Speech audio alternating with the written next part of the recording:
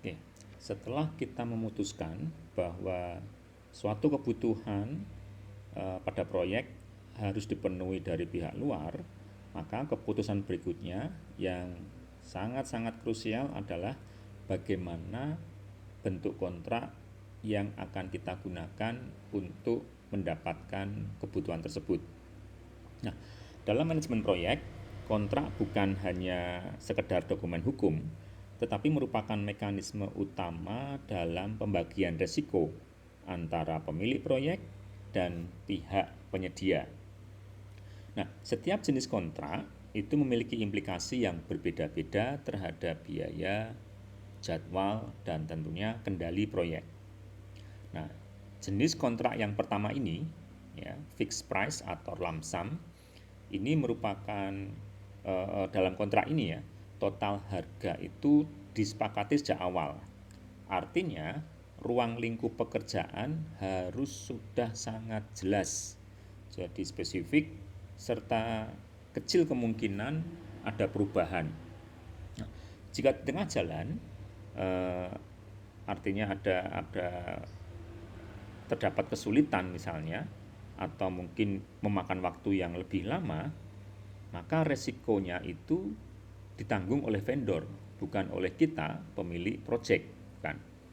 Nah, dari sudut pandang manajer project, kontrak ini relatif mudah ya dikendalikan karena biayanya sudah pasti.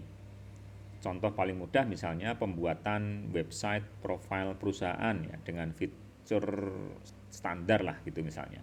Nah, selama tidak ada perubahan permintaan kebutuhan, maka biaya proyek itu tidak akan berubah. Sepakat seperti apa yang sudah disetujui di awal. Nah, agak berbeda dengan cost reimbursable. Kalau cost reimbursable ini di mana pemilik proyek itu akan mengganti seluruh biaya yang telah dikeluarkan oleh pihak luar ya, oleh vendor, yang nantinya kontrak ini nanti bisa digunakan untuk pekerjaan-pekerjaan yang sifatnya eksploratif. Nah, dalam situasi seperti itu biasanya sangat sulit untuk menentukan harga pekerjaan atau harga tetap sejak awal.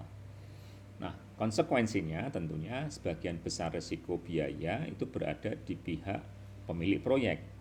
Karena kan disepakati dari awal.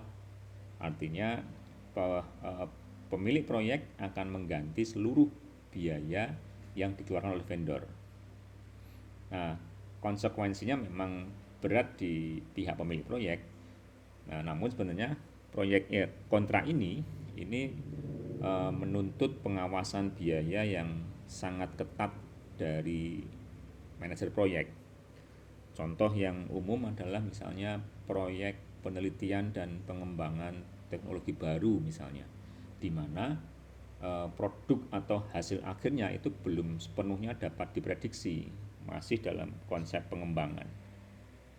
Oke, selanjutnya jenis kontrak yang merupakan gabungan dari dua jenis kontrak di atas, yakni time and material contract, yang pada dasarnya ini kombinasi fixed price dan cost reimbursable.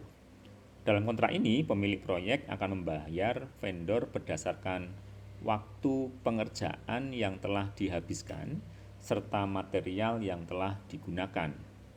Nah, kontrak ini nanti sepertinya akan sangat sering digunakan untuk jasa konsultan atau tenaga expert, tenaga ahli. Misalnya seorang konsultan sistem informasi, ini akan dibayar berdasarkan jumlah jam kerja per minggu.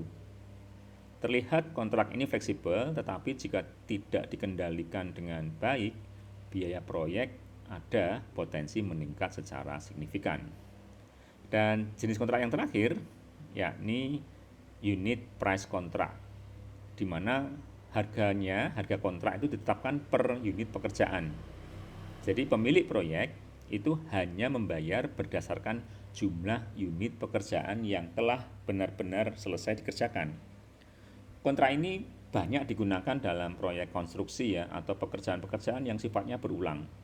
Contohnya pembangunan jalan dengan harga per meter itu